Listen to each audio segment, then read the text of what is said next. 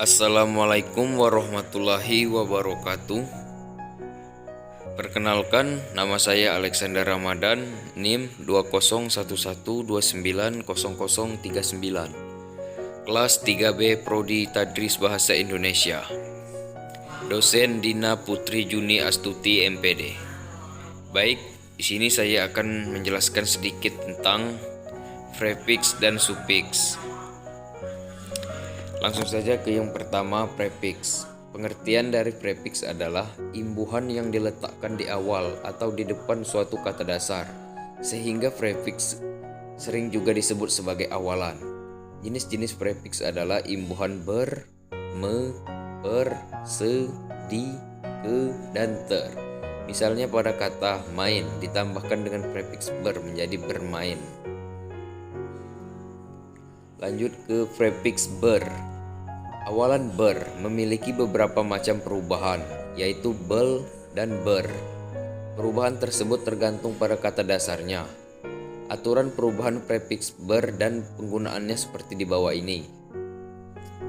Untuk menyatakan kepunyaan, berdasi, bertato, beruang. Dan untuk menyatakan penggunaan, yaitu bersepeda dan berkacamata. Untuk menyatakan kegiatan yaitu berkarya, bertelur, bekerja. Untuk menyatakan jumlah yaitu berlima atau bertiga. Dan untuk menyatakan suasana hati yaitu bersukaria atau berbahagialah. Lanjut ke prefix di. Imbuhan di membuat kata dasar yang awalannya aktif menjadi pasif. Kebalikan dari imbuhan me. Contoh, di ditambah peluk, dibaca dipeluk. Dan me ditambah peluk, dibaca memeluk.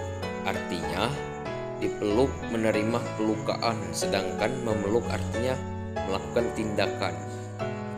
Prefix ke. Awalan ke tidak mempunyai bentuk perubahan kasus, namun prefix ke memiliki makna menyatakan urutan, seperti ke-1, ke-2, ke-3, atau ke-4. Dan prefix ter. Imbuhan ter membentuk kata pasif. Fungsinya sama dengan imbuhan di, yang juga membentuk kata kerja pasif.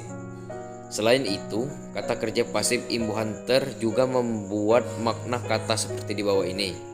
Menyatakan keadaan, yaitu tertutup, terbuka, terkunci. Yang menyatakan sifat, yaitu terbaik, terhebat, dan tersohor. Dan menyatakan ketidaksengajaan, yaitu terambil, terbawa, atau tertinggal. Dan menyatakan kegiatan yang terjadi secara tiba-tiba, yaitu terlempar, tertawa, dan terjatuh. Dan lanjut ke prefix me. Awalan me dapat berubah-ubah bentuk, tergantung pada kata dasar dan makna yang akan dibentuk nantinya. Beberapa macam bentuk awalan me diantaranya adalah men, meng, meni, mem, dan menge. Perubahan bentuk me akan berbuat makna-makna yang berbeda dalam satu kata dasar. Agar lebih jelas, coba kita lihat contoh di bawah ini. Kata menanam atau tanam, menyiram, siram, mengesampingkan, samping, mempertahankan yaitu tahan, dan kata yang dikurung adalah kata dasarnya.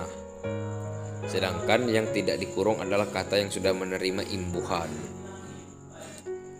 Lanjut ke prefix beran.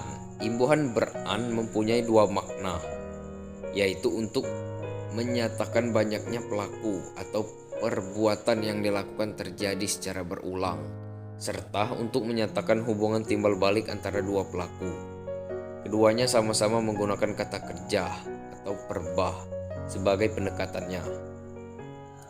Bedanya, makna yang pertama menggunakan perbah biasa, sementara makna kedua menggunakan perbah resiprok. Adapun perbah resiprok merupakan kata kerja yang bermakna perbuatan timbal balik antar subjek atau pelaku. Prefiks berkan, yaitu imbuhan gabung.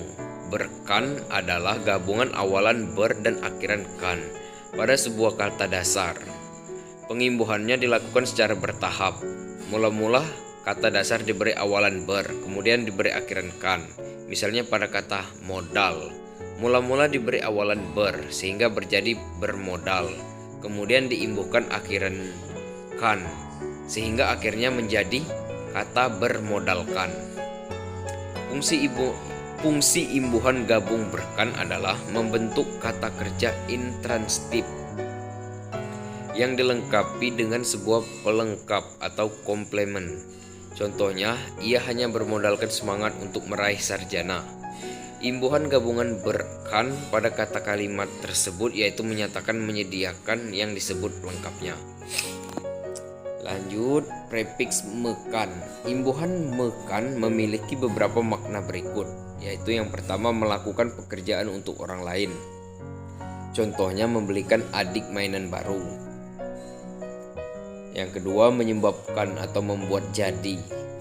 Contohnya suara piring pecah itu membangunkan ayah. Dan karena panik, ia menjatuhkan gelas yang dipegangnya. Selanjutnya yang ketiga melakukan perbuatan. Contohnya itu seperti orang memukul tongkat ke mejaku. Lanjut, prefiks mei. Imbuhan mei berfungsi membentuk kata kerja aktif intransitif menjadi kata kerja transitif. Contohnya, ibu sedang menangis dan ibu sedang menangisi kepergian nenek. Kata menangis dalam kalimat A adalah kalimat intransitif, tidak berobjek, sedangkan kata yang menangisi dalam kalimat B menjadikan kalimat tersebut harus memiliki objek atau transitif. Lanjut ke sufiks. Sufiks adalah imbuhan yang diletakkan di akhir atau di belakang suatu kata dasar, sehingga sufiks sering disebut dengan akhiran. Jenis-jenis sufiks adalah an, i, nya, kan, kah, wan, dan wati. Misalnya pada kata ayun dibubuhi sufiks an menjadi ayunan. Dan sufiks i, kata yang terdapat pada imbuhan sufiks i akan mengubah makna menjadi makna perintah. Contoh, kata yang dapat imbuhan sufiks i yaitu cabuti, turuti, dan lengkapi. Dan sufiks kan merupakan imbuhan sufiks akan mengubah suatu kata menjadi kata kerja.